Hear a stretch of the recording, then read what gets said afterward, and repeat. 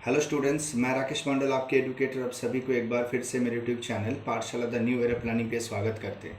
आज का जो वीडियो है वो सिलोगिज्म्स के पार्ट 3 का वीडियो है और इस वीडियो में हम लोग कितने टाइप के कंक्लूशंस होते हैं, कितने टाइप के आंसर्स होते हैं, आंसर कैसे निकाला जाता है और कुछ पॉजिटिव कंक्लूशंस के सोल्यूशन, ये सब चीज़ आज हम लोग सीखने वाले हैं। इससे पहले सिलोगिज्म से रिलेटेड और भी 2 पार्ट आ चुका है।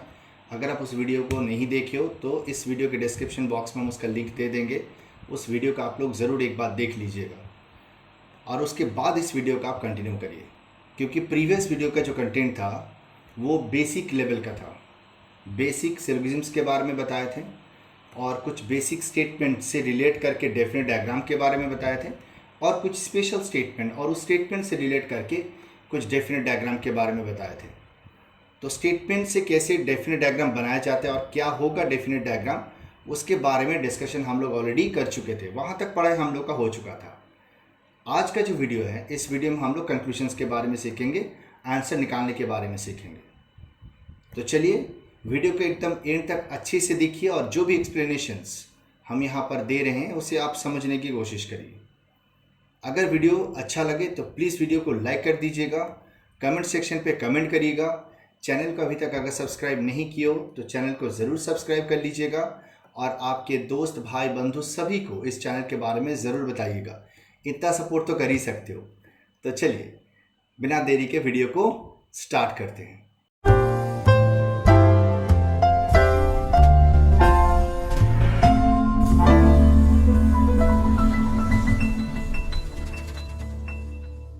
तो चलिए, ये रहा आज के सेशन का फर्स्ट स्लाइड और इस स्लाइड में दिखाई क्या दे रहा है, जैसे कि आप देख सकते हो कि कंक्लूशंस लिखा हुआ है। मतलब how many types of conclusions are there, कितने टाइप के कंक्लूशंस सिलोगिज्म्स में होते हैं। कितने टाइप के होते हैं ना, 3 टाइप के होते हैं। पॉजिटिव कंक्लूशंस होते हैं, कुछ नेगेटिव कंक्लूशंस होते हैं और कुछ पॉसिबिलिटी लगाए हुआ कंक्लूशंस होते हैं। एक्चुअली एक बात सोचिए, जब हम लोग इनिक्वलिटी पढ़ाई किए थे तब भी आप लोग एक चीज़ ज़रूर देखे होंगे कि स्टेटमेंट पर भी greater than, less than, greater than equal to, less than equal to, ये सब साइन होता था। जब वो कंक्लूशन देते थे, कंक्लूशन पर भी greater than, less than, greater than equal to, less than equal to, ये सब साइन होता था। मतलब ये greater than, less than, greater than equal to, less than equal to, ये सब साइन स्टेटमेंट पर भी होता था, कंक्लूशन पर भी होता था। वैसे ही यहाँ पर भी, मतलब सिलोगिज्म पर भी सम, ऑल, सम नॉट, नो, ये जो स्टेटमेंट है, मतलब हम लोग इसे जनरली स्टेटमेंट ही बोलते हैं, तो ये स्टेटमेंट पर भी प्रेजेंट होगा और कंक्लूशन पर भी प्रेजेंट होगा। मतलब इनइक्वलिटी के साइन के तरह। तो अगर कंक्लूजन सम और ऑल से है तो इसका मतलब वो पॉजिटिव कंक्लूजन है। अगर सम नॉट और नो से है तो वो नेगेटिव कंक्लूजन है। तो 2 टाइप के कंक्लूजन तो वैसे ही हो गया। अब रही बात पॉसिबिलिटी की, तो पॉसिबिलिटी एक अलग टाइप है। एक्चुअली उसे हम लोग को सीखने का भी जरूरत नहीं होता है।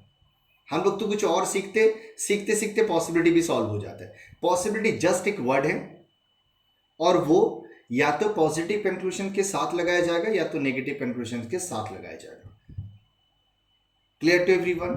मतलब some A is B is a possibility, जैसे कि पॉजिटिव कंक्लूजन के साथ पॉसिबिलिटी जोड़ा है यहाँ पर, या तो वो देगा no A is B is a possibility, तो नेगेटिव कंक्लूजन के साथ पॉसिबिलिटी भी जोड़ सकते हैं।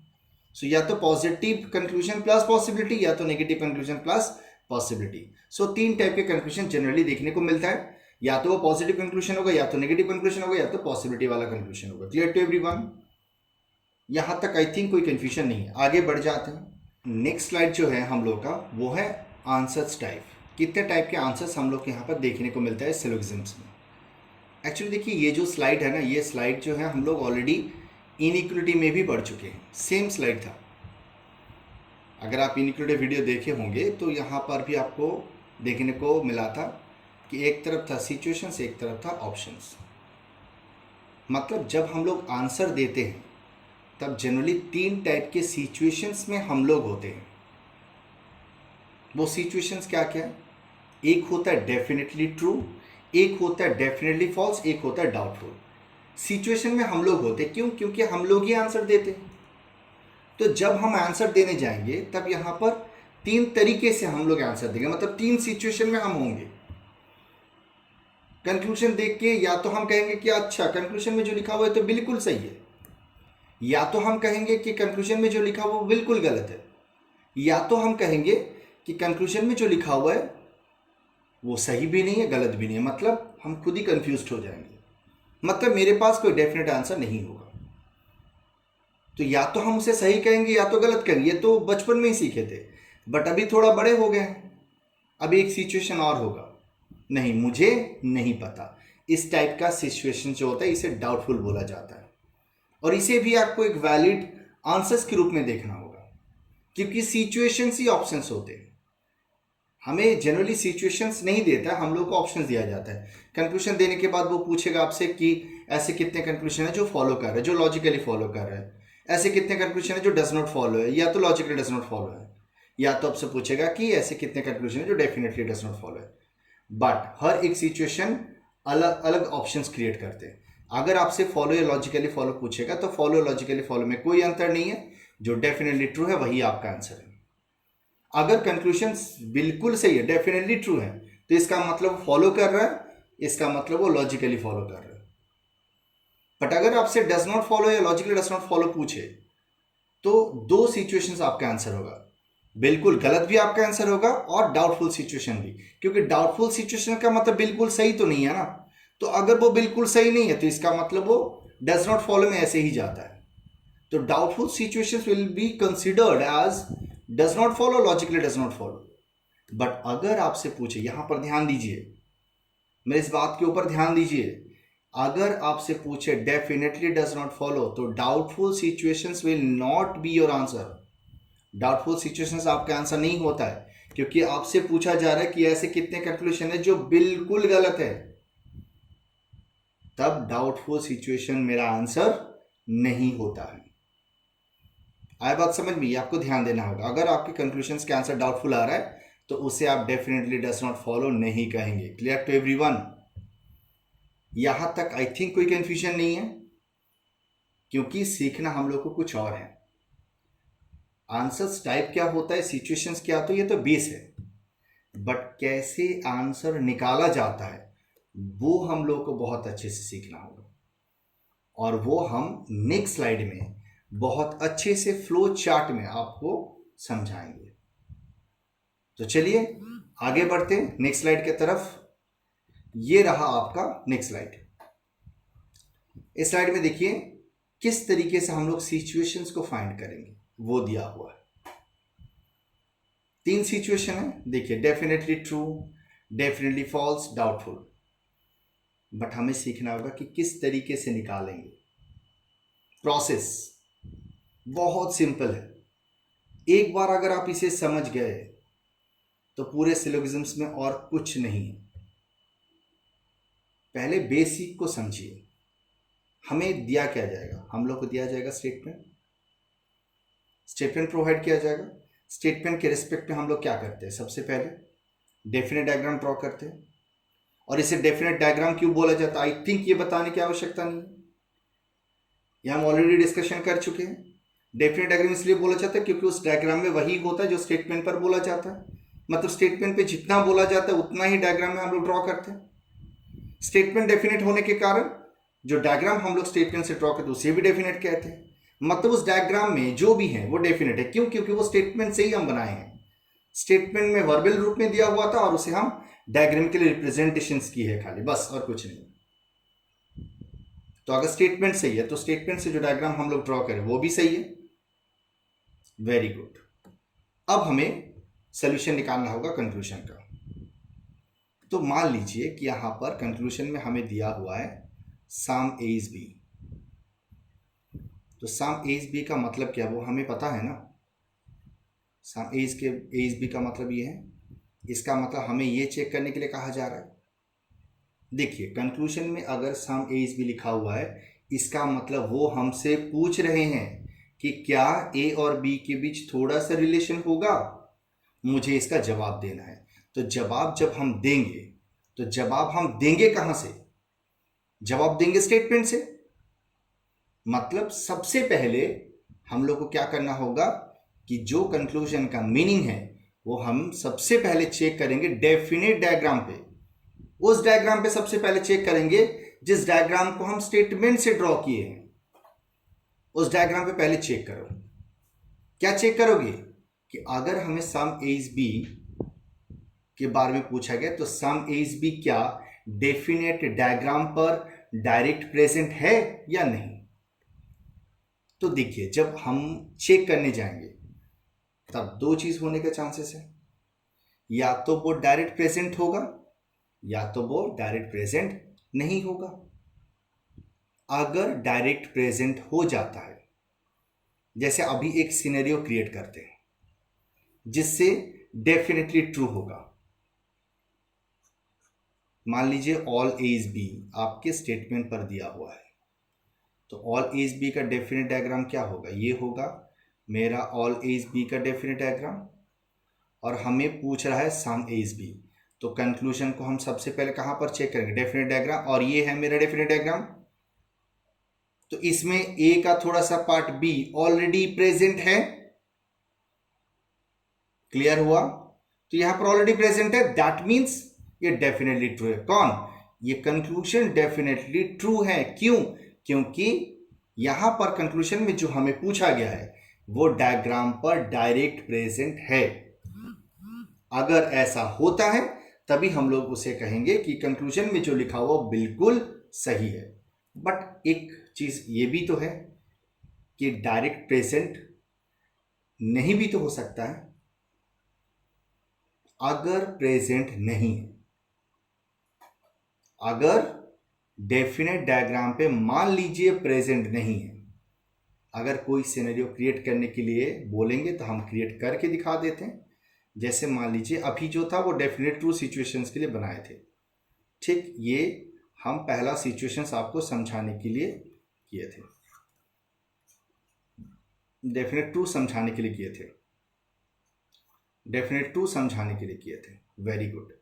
अब देखिए हम दूसरा और एक कंक्लूजन्स लेते हैं, सेकंड और एक स्टेटमेंट यहां पर लेते हैं। अभी ऑल ए इज बी मान लीजिए नहीं है, मान लीजिए दूसरा हम और एक स्टेटमेंट लिए, और वो स्टेटमेंट है कुछ भी ले लेते हैं, मान लीजिए नो ए इज बी लिखा हुआ है, no A is B statement पर दिया हुआ है। तो हम no A is B draw कर रहे हैं, मतलब स्टेटमेंट पर अभी हमें नो ए इज बी दिया हुआ है, तो हम नो ए इज बी का डायग्राम डेफिनेट डायग्राम ड्रॉ कर लिए। अब डायग्राम पर देखिए कि नो ए इज बी दिया हुआ है, तो हम क्या करेंगे, हमें कंक्लूजन दिया है सम ए इज बी, तो हम क्या करेंगे, चेक करेंगे, यहां पर इस डायग्राम पे चेक करेंगे। तो यहां पर क्या सम ए इज बी है, नहीं है, डायरेक्ट नहीं है। तो इसका मतलब वो कहां पर चला गया, नॉट प्रेजेंट पे चला गया, अब यहां पर आ गया। तो एक बात यहां पर एकदम अच्छे से दिमाग में डाल लीजिए, जो आपके कंक्लूजन पे दिया रहेगा अगर वो डेफिनेट डायग्राम पर नहीं होता है तो इसका मतलब कंक्लूजन में जो लिखा हुआ है वो डेफिनेटली ट्रू तो नहीं है। बाकी वो कुछ भी हो सकता है, डेफिनेट ट्रू तो नहीं है। और अगर वो डेफिनेटली ट्रू नहीं है तो होगा क्या, या तो वो डेफिनेटली फॉल्स होगा या तो वो डाउटफुल होगा, है कि नहीं। बट ये तो कंफर्म हो गया कि वो डेफिनेटली ट्रू तो नहीं है। अब बात ये है कि अगर वो डेफिनेटली ट्रू नहीं है तो होगा क्या, या तो डेफिनेटली फॉल्स होगा या तो डाउटफुल होगा। बट डेफिनेटली फॉल्स या तो डाउटफुल ये मतलब कौन से सिचुएशन पे है ये हम कैसे बताएंगे। यहां पर एक छोटा सा ट्विस्ट है, ये मतलब बाकी का जो सिचुएशन है वो हम लोग डेफिनेट डायग्राम से आंसर नहीं दे सकते। डेफिनेट डायग्राम से आप बस इतना ही आंसर दे सकते हो कि जो कंक्लूजन में लिखा हुआ है वो बिल्कुल सही है या नहीं, बस इतना ही। इससे ज्यादा आप आंसर नहीं दे सकते हो। वो कंक्लूजन डेफिनेट फॉल्स होगा कि डाउटफुल होगा, आपको इसका जवाब देने के लिए आपको और एक डायग्राम को यहां पर इंट्रोड्यूस करना होगा, और वो है पॉसिबल डायग्राम। आप लोग बताए थे कि और एक डायग्राम होता है, फर्स्ट क्लास में ही बताए थे। बट यहां पर इंटरेस्टिंग की बात यह कि पॉसिबल डायग्राम कोई डायग्राम नहीं होता है। मतलब अगर वो डायरेक्ट प्रेजेंट नहीं रहा तो हम लोग क्या करेंगे, जो कंक्लूजन में दिया हुआ है उसे हम लोग बनाने की कोशिश करेंगे। बात समझिए, बनाने की कोशिश करेंगे। और जब हम लोग बनाने की कोशिश करेंगे तब भी हम लोग के साथ दो चीज होगा, या तो वो बन जाएगा या तो वो नहीं बनेगा। तो यहां पर एक बात यह है कि अगर हम कोशिश करेंगे तो या तो हमसे वो पॉसिबल डायग्राम बनेगा, या तो वो किसी ना किसी रेस्ट्रिक्शंस के कारण जो हम बनाने की कोशिश कर रहे हैं वो नहीं बनेगा। अगर किसी ना किसी रेस्ट्रिक्शंस के कारण पॉसिबल डायग्राम, मतलब जो डायग्राम हम बनाने के बारे में सोच रहे हैं, अगर वो नहीं बनता है, मतलब अगर वो पॉसिबल ही नहीं है। क्यों पॉसिबल नहीं होगा? क्योंकि जब तुम पॉसिबल डायग्राम बनाने के बारे में सोचोगे तब कुछ ना कुछ रेस्ट्रिक्शंस ऐसा होगा जो तुम्हें रोक देगा कि भाई रुक जाओ, जो तुम बनाने की कोशिश करने के लिए जा रहे हो वो तुम नहीं बना सकते। क्यों? क्योंकि यहां पर ए और बी के बीच यहां पर रेस्ट्रिक्शन है, इसीलिए तुम नहीं बना सकते। तो रेस्ट्रिक्शंस के कारण अगर पॉसिबल डायग्राम नहीं बनता है तो इसका मतलब कंक्लूजन में जो लिखा हुआ है वो डेफिनेटली फॉल्स है। और जो तुम बनाने की कोशिश करने के लिए जा रहे हो, अगर वो बन जाता है, मतलब अगर तुम चाहो तो उसे बना भी सकते हो, तुम्हारे ऊपर है। पॉसिबल डायग्राम एक्चुअल में डायग्राम नहीं होता, तुम्हारे सोच होता है। तुम यहां पर सिर्फ सोचते हो, तुम सिर्फ चेक करके देख लेते हो कि यहां पर हम बना सकते हैं या नहीं। ये कोशिश वाला डायग्राम, तो कोई ये डायग्राम नहीं है। यहां पर हम लोग डायग्राम बनाकर चेक नहीं करेंगे, हम लोग सिर्फ वहां पर चेक ये करेंगे कि दोनों के बीच जो हम बनाने की कोशिश करें वो किसी न किसी रेस्ट्रिक्शंस की वजह से रुक ना जाए। अगर रेस्ट्रिक्शंस की वजह से रोक देते हैं वो, तो इसका मतलब वो बिल्कुल गलत है, मतलब आगे ये कभी बनेगा ही नहीं। और अगर रेस्ट्रिक्शंस वगैरह नहीं रहता है तो इसका मतलब जो हम बनाने की कोशिश करें वो बनाया जा सकता है। तो अगर ऐसा सिचुएशन है बनाया जा सकता है, दैट मीन्स वो डाउटफुल है। जैसे यहां पर देखिए, नो इज बी आपके स्टेटमेंट पर दिया हुआ था, ये आपके स्टेटमेंट पर दिया हुआ है। तो यहां से क्या सिचुएशन हम लोग को मिलेगा, चेक करके एक बार देख लीजिए। यहां पर डेफिनेटली फॉल्स मिलेगा। कैसे? ये डेफिनेटली फॉल्स सिचुएशन समझाने के लिए दिए हैं। तो ये आपके स्टेटमेंट पर दिया हुआ, आपको बताना होगा कि सम एज बी का आंसर क्या होगा। चेक किए, सम एज बी डायरेक्ट नहीं है, डायरेक्ट प्रेजेंट नहीं है, मतलब नॉट प्रेजेंट, चले गए। पॉसिबल डायग्राम, अब हमें क्या करना होगा, सम एज बी बनाने की कोशिश करना होगा।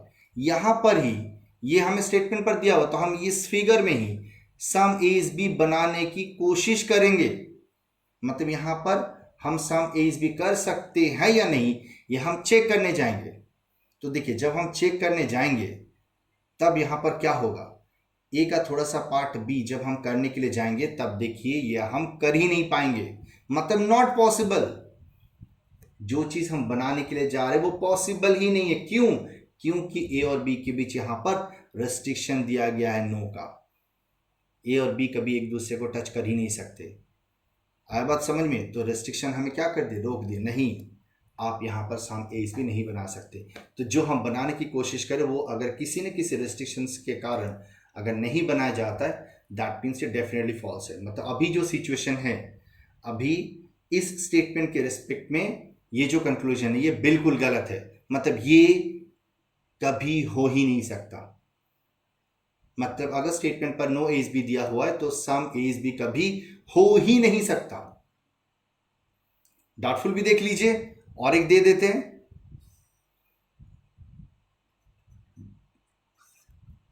मान लीजिए स्टेटमेंट पर दिया हुआ है आपका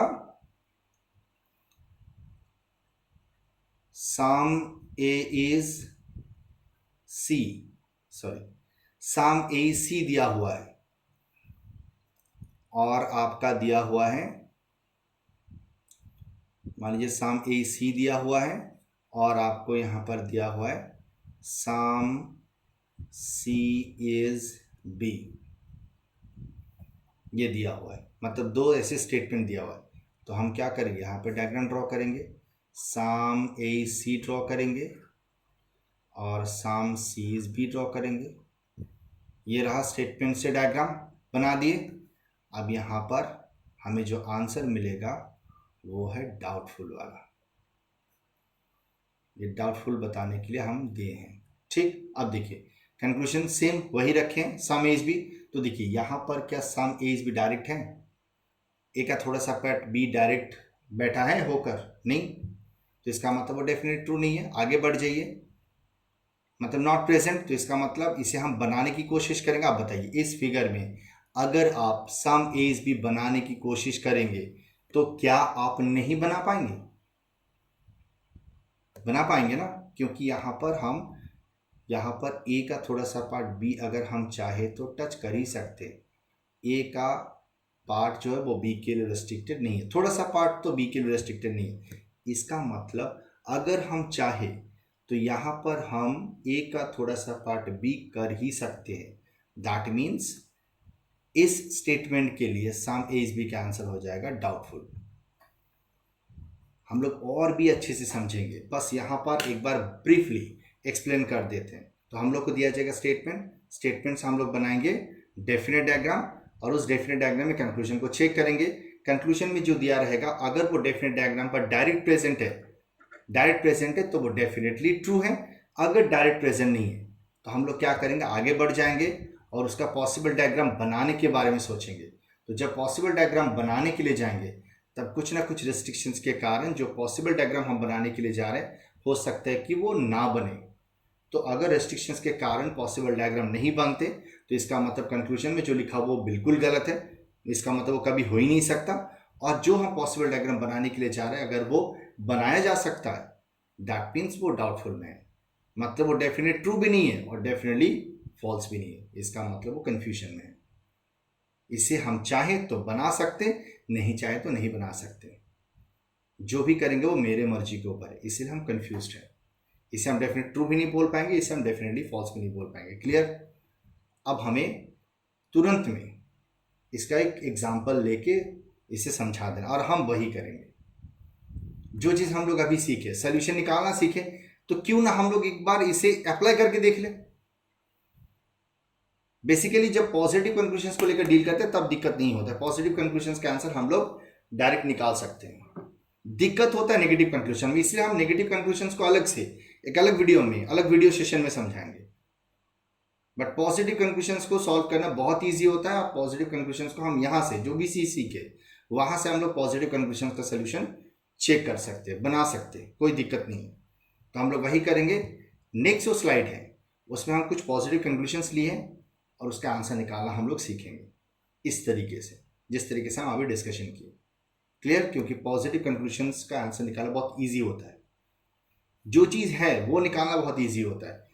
डिफिकल्ट होता है नेगेटिव क्यों? क्योंकि नेगेटिव का मतलब रेस्ट्रिक्शन, और हम आप लोगों को क्या बोले थे कि इस पूरे चैप्टर में अगर डिफिकल्ट कुछ है तो वो है रेस्ट्रिक्शन। अगर हम लोग पूरे सिलोगिज्म्स में दो ऑब्जेक्ट के बीच कितना रेस्ट्रिक्शन है अगर हम लोग उसे समझ जाते हैं और उस रेस्ट्रिक्शंस की वजह से क्या हम बना सकते हैं और क्या नहीं बना सकते, अगर ये समझ जाते हैं तो पूरे सिलोगिज्म्स में कुछ है ही नहीं। तो चलिए पॉजिटिव कंक्लूजन का जो सोल्यूशन है वो स्टार्ट किया जाए। हम लोग ऑलरेडी सीख चुके हैं कि किस तरीके से सिचुएशंस को निकाला जाता है और उस सिचुएशंस के बेसिस पर किस तरीके से ऑप्शंस होते हैं, वो तो हम लोग सीख गए। तो यहाँ पर हम चाहते हैं कि पॉजिटिव कंक्लूजन जिसका आंसर निकालना बहुत ईजी होता है, तो हम लोग यहाँ पर कुछ कंक्लूशंस, पॉजिटिव कंक्लूशंस लिए, टोटल 7 कंक्लूशंस लिए और 3 स्टेटमेंट लिए। तो कुछ क्वेश्चंस हम लोग बना के चेक कर लेते हैं कि अभी अभी जो हम लोग सीखे वो यहाँ पर हम लोग उस चीज़ को अप्लाई कर पा रहे कि नहीं। नेगेटिव कंक्लूशंस को लेकर हम लोग बाद में सीखें, क्योंकि नेगेटिव कंक्लूशंस को हम डायरेक्ट सॉल्व नहीं करते, उसके लिए एक अलग सेशन लेंगे। बट पहले पॉजिटिव कंक्लूशंस को कैसे सॉल्व किया जाता है वो एक बार चेक करके देख लेते हैं। यहाँ पर भी हम लोग को 3 सिचुएशंस मिलने वाला है। क्लियर? तो चलिए 3 स्टेटमेंट दिया हुआ है, some A is B, all B C and no C is D. तो हम लोग सबसे पहले क्या करेंगे, क्या बोले थे, स्टेटमेंट के रिस्पेक्ट में सबसे पहले हम लोग एक डेफिनेट डायग्राम बनाएंगे, राइट? तो यहाँ पर भी चलिए एक डेफिनेट डायग्राम बना लेते हैं। सम ए इज बी हम यहाँ पर बना लेते हैं और उसके बाद इसे रब कर देंगे। ऑलरेडी देखो डायग्राम बना हुआ है, ठीक है, बट फिर भी हम इसे बनाकर एक बार दिखा देते हैं कि किस तरीके से बनाएंगे। देखो सम ए इज बी, तो सबसे पहले सम ए इज बी बनाएंगे। देखो ऑलरेडी फिगर पर है, अल्टीमेटली 3 स्टेटमेंट को मिलाकर यही फिगर बनेगा। तो हम चाहते हैं कि एक एक करके फिगर में कैसे इसे अप्लाई करें उसे दिखा देते, फिर इसे रब कर देंगे क्योंकि ऑलरेडी फिगर है, ठीक। तो सम ए इज बी, उसके बाद ऑल बी इज सी, पूरा का पूरा बी जो है वो सी के अंदर आएगा, all B is C. No C is D, no C is D. देखो यही फिगर हम यहां पर भी ड्रॉ किए। तो स्टेटमेंट से डेफिनेट डायग्राम हम लोग बना लेंगे।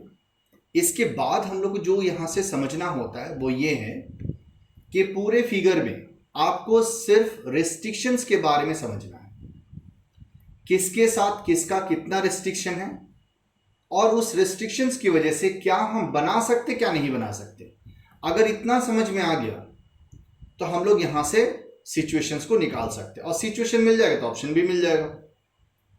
तो चलिए पहले वो चीज डिस्कशन कर लेते कि यहां पर रेस्ट्रिक्शंस किसके साथ क्या दिया हुआ है।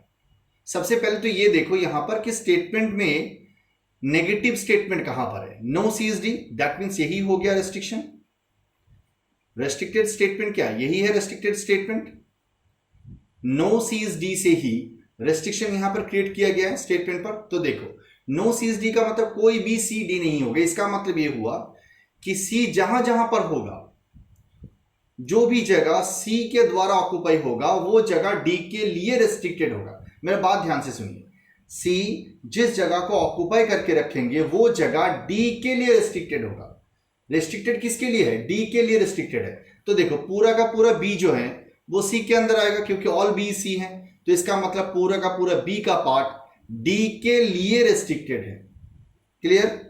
अब देखो जब आप ऑल बी सी करोगे तब वो एक आध भी थोड़ा सा पार्ट वो ऑक्युपाई कर लेगा। जैसे कि देखिए ये पार्ट ए का थोड़ा सा पार्ट भी सी ऑक्युपाई कर लेगा। तो इसका मतलब ए का थोड़ा सा पार्ट भी डी के लिए रेस्ट्रिक्टेड होगा।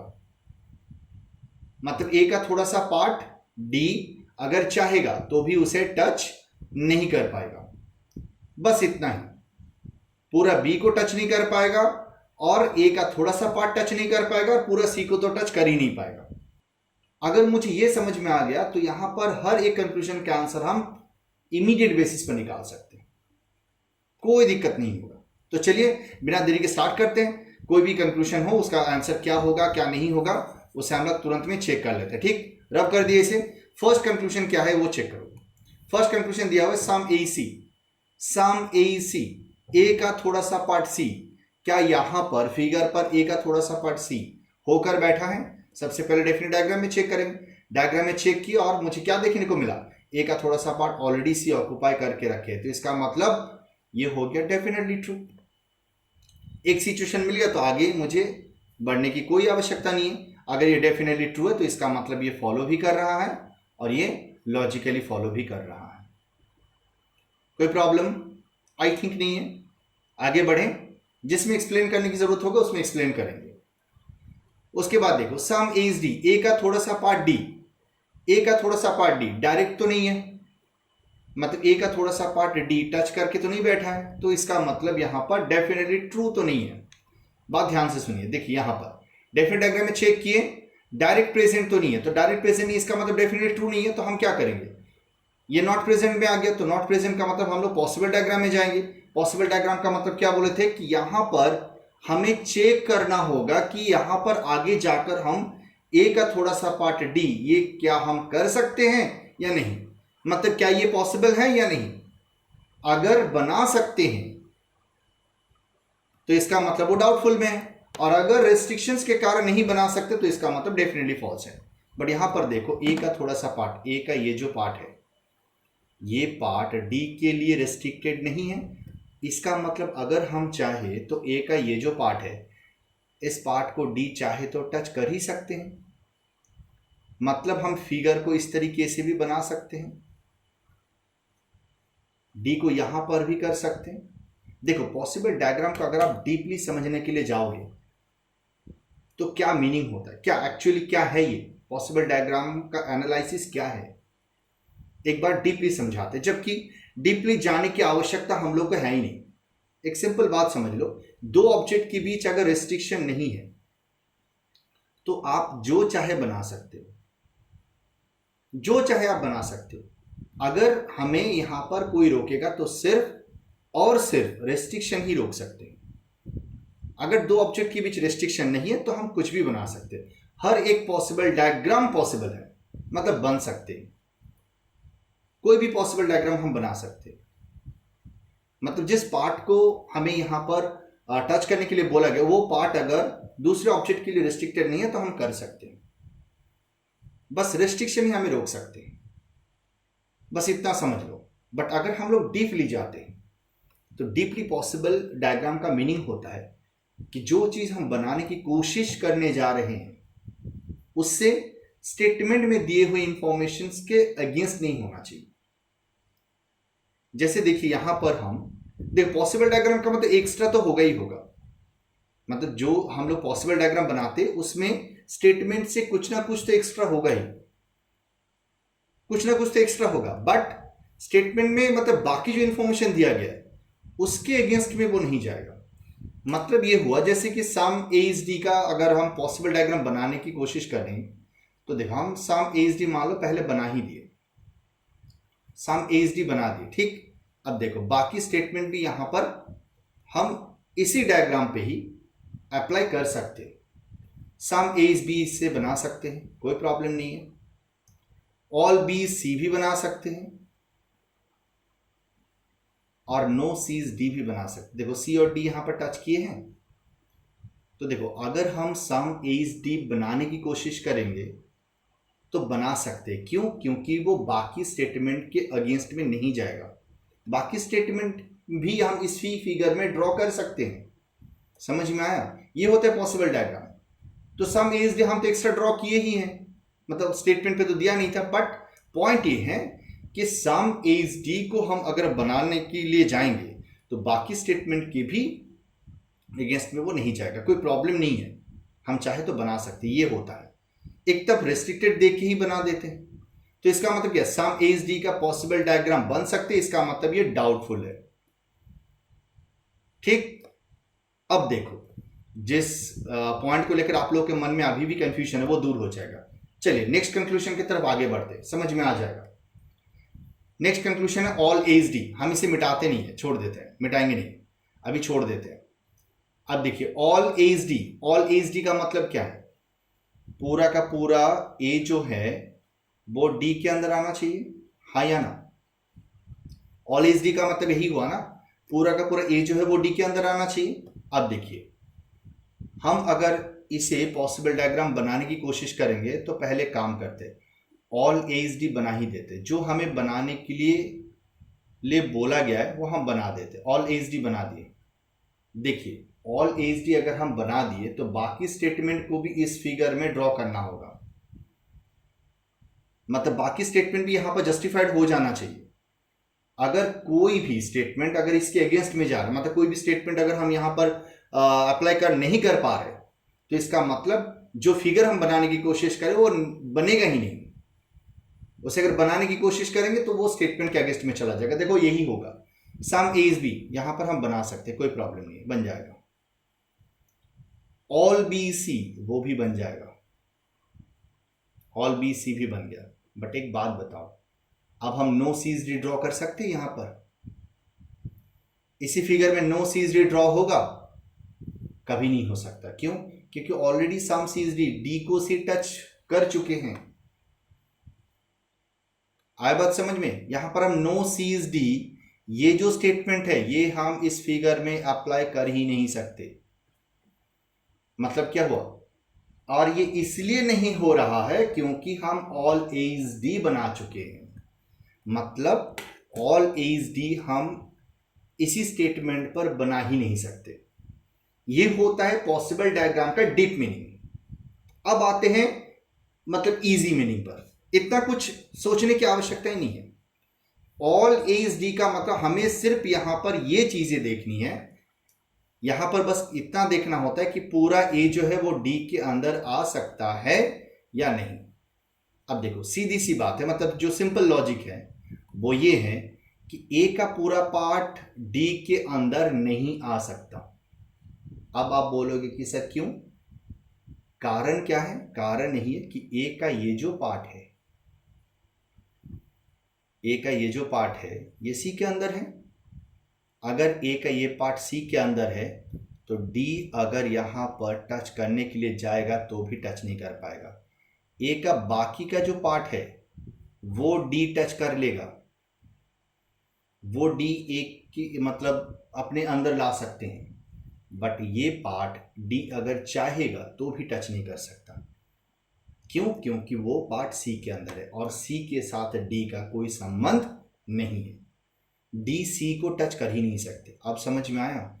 ए का पूरा पार्ट डी के अंदर आ ही नहीं सकता। बस हम लोग को इतना ही समझना है, यहां पर इतना डीपली समझने की आवश्यकता नहीं है। जो हम पहले एक्सप्लेन की, ये सब चीजें समझने की जरूरत नहीं है यही बैकग्राउंड में ही चल रहा है।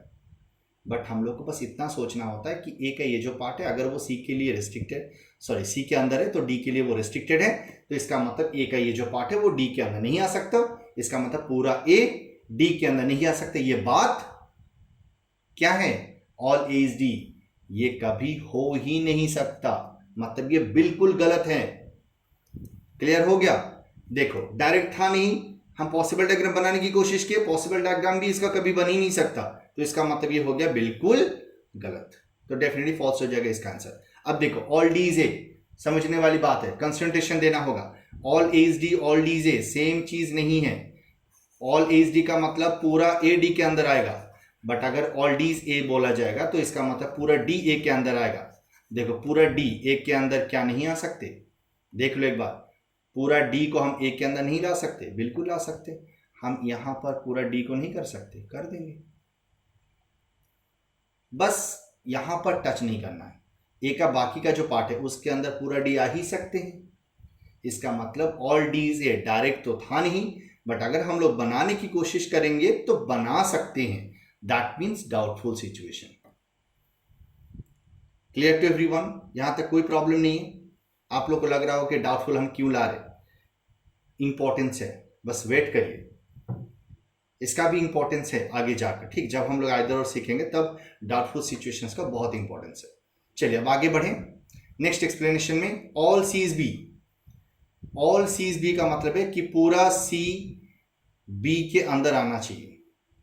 फिगर में देखो पूरा सी बी के अंदर है, पूरा सी बी के अंदर नहीं। एक सी का ये जो पार्ट है ये बी के अंदर नहीं है। ठीक है, अब हम यहां पर अगर इजी एक्सप्लेनेशन में जाएंगे तो बस इतना सोचना है कि बी और सी के बीच कोई रेस्ट्रिक्शन है? बी और सी के बीच कोई रेस्ट्रिक्शन नहीं है। डायरेक्ट तो नहीं है, ठीक है, मतलब all C is B figure पर डायरेक्ट नहीं है, ठीक है, कोई प्रॉब्लम नहीं है। बट बी और सी के बीच रेस्ट्रिक्शन नहीं है। इसका मतलब ऑल सी इज बी अगर हम बनाने की कोशिश करेंगे तो हम बना सकते हैं। ये पॉसिबल डायग्राम बनाया जा सकता है, तो डाउटफुल होगा इसका आंसर। अब आप अगर इस तरीके से बोलोगे कि नहीं सर थोड़ा सा इसे डीपली समझाइए, तो यहां पर देखिए ऑल सी इज बी, इसका पॉसिबल डायग्राम बनाने के लिए जा रहे हैं। तो देखो ऑल सी इज बी का मतलब ये हुआ, ऑल सी इज बी, बात ध्यान से सुनिए, देखिए एक्सप्लेनेशन अच्छे से सुनिए। ऑल सी इज बी ये मुझे ड्रॉ करना था, हमने ड्रॉ कर दिया। अब क्या करना है, बाकी स्टेटमेंट को भी इसमें जस्टिफाइड कर देना है, जस्टिफाई कर देना, कर देते हैं। Some A is B, some A is B यहां पर बना देंगे, कोई प्रॉब्लम होगा नहीं। No sorry all B C, अब देखिए अब एक दिक्कत आ रहा है।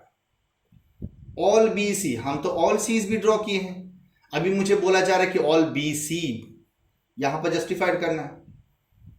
मतलब ऑल सी इज बी जो हम ऑलरेडी ड्रॉ कर चुके हैं, मुझे इसे भी इस फिगर में सही करना है। और अभी बोला जा रहा है कि ऑल बी इज सी को भी इसी फिगर पर ही सही करना है। मतलब क्या है कि मुझे ऐसा एक डायग्राम ड्रॉ करना होगा जिससे all C is B and all B C ये दोनों ही एक साथ एक ही फिगर पर सही हो जाए। और ये कब होगा? फिगर को मुझे किस तरीके से ड्रॉ करना होगा जिससे कि ऑल सी इज बी और ऑल बी इज सी ये दोनों ही एक साथ एक ही फिगर पर सही हो जाए। इसके लिए मुझे क्या करना होगा? सोचिए क्या करना होगा। मुझे यहां पर b इक्वल टू सी कर देना है।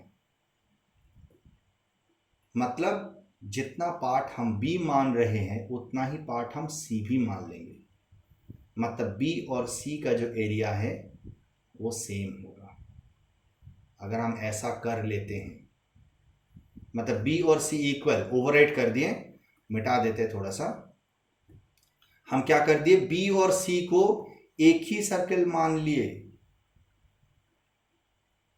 मतलब यही बी है यही सी है, बी और सी इक्वल है। और अगर हम ऐसा कर लेते हैं, बी और सी अगर इक्वल टू होता है, तो इस फिगर को हम ऑल सी इज बी भी बोल सकते हैं and all B is C भी बोल सकते हैं। क्लियर हो गया? तो बस मुझे बस इतना मॉडिफिकेशन करना था। अब देखिए no C is D draw करना है, तो नो सी इज डी हम कभी भी ड्रॉ कर सकते हैं, कोई दिक्कत नहीं। तो देखिए ऑल सी इज बी मुझे बनाना था, हमने बना दिए और बाकी स्टेटमेंट को भी फॉलो कर दिए। तो इसका मतलब इसके फिगर जो है, ये फिगर बनाया जा सकता है। Clear to everyone? Easy way से क्या सोचना वो तो हम बता ही दिए। क्लियर हो गया? चलिए अब आगे बढ़ें नेक्स्ट कंक्लूजन्स की तरफ। सम बी सी, अब ये बताने वाली तो है नहीं, तुरंत ही मिल जाएगा आपको। सम बी सी, बी का थोड़ा सा पार्ट सी होना चाहिए। जब पूरा ही बी सी के अंदर है तो इसका मतलब बी का थोड़ा सा पार्ट भी तो सी के अंदर है, इसका मतलब डेफिनेटली ट्रू होगा। क्लियर? ये डायरेक्ट फिगर पर है तो इसे सोचना तो है नहीं, आगे बढ़ गए। Next some B is D. अब देखिए बी का थोड़ा सा पार्ट डी, बताइए बी का थोड़ा सा पार्ट डी होगा यहां पर? हो सकता है बी का थोड़ा सा पार्ट डी? कभी नहीं होगा। क्यों? क्योंकि पूरा का पूरा बी जो है वो सी के अंदर है, तो डी अगर चाहेगा तो बी को टच कर ही नहीं पाएगा। इसका मतलब डायरेक्ट तो है नहीं। आगे बढ़े, पॉसिबल डायग्राम बनाने की कोशिश किए, बट यहां पर ऐसी रेस्ट्रिक्शन दिया गया है कि जब हम पॉसिबल डायग्राम बनाने की कोशिश करेंगे तब ये बनेगा ही नहीं। तो इसका मतलब सम बी इज डी हो जाएगा बिल्कुल गलत। क्लियर हो गया? सारे कंक्लूजन्स क्लियर हो गया? आई थिंक कोई कंफ्यूजन नहीं है, सारे कंक्लूजन्स का आंसर समझ में आ गया। कोई भी कंफ्यूजन होगा तो बस एक ही चीज़ आप लोगों को बार बार बोलते हैं कि कोई भी कंफ्यूजन होगा तो कमेंट सेक्शन पे आप लोग ज़रूर लिखिए, या तो अलग तरीके से भी कम्युनिकेट करने की कोशिश करिए, बट कंफ्यूजन्स आपके अंदर मत रखिए। आया बात समझ में? उससे आप लोग मेरे साथ शेयर करिए, चाहे कमेंट सेक्शन पे शेयर करिए या तो दूसरे तरीके से भी आप कम्युनिकेट कर सकते हो, करिए, बिल्कुल करिए। तो आई थिंक यहाँ तक जो भी आज का सेशन में पढ़ाई हुआ उसमें कोई कन्फ्यूजन नहीं है, और यही सोचकर हम इस सेशन को ख़त्म करते हैं। मिलते हैं आपके साथ अगले सेशन में, और अगले सेशन पे हम लोग नेगेटिव कंक्लूजन्स का सलूशन सीखेंगे। वो थोड़ा सा अलग पार्ट है, इसलिए उसको अलग सेशन में हम लोग सीखेंगे। तो यहाँ तक पहले अच्छे से देख लो, कोई भी एक्सप्लेनेशन अगर समझ में नहीं आएगा तो कम्युनिकेट करो, बाकी आई थिंक कोई दिक्कत नहीं होगा। इसी के साथ ही इस सेशन को एंड करते हैं, मिलते हैं अगले सेशन पे। अच्छे से रहिए आप लोग, अच्छे से पढ़ाई करिए, आगे बढ़िए और पाठशाला को फॉलो करते रहिए। Thank you everyone, thanks for watching. और अगर वीडियो अच्छा लगा है तो प्लीज़ वीडियो को लाइक कर दीजिएगा, कमेंट सेक्शन पे कमेंट करिए, चैनल को अभी तक अगर सब्सक्राइब नहीं किया तो जल्दी जल्दी सब्सक्राइब बटन पे क्लिक कर दीजिए, और आपके दोस्त भाई बंधु लोगों को भी शेयर कर दीजिए। तो चलिए, टेक केयर, बाय बाय।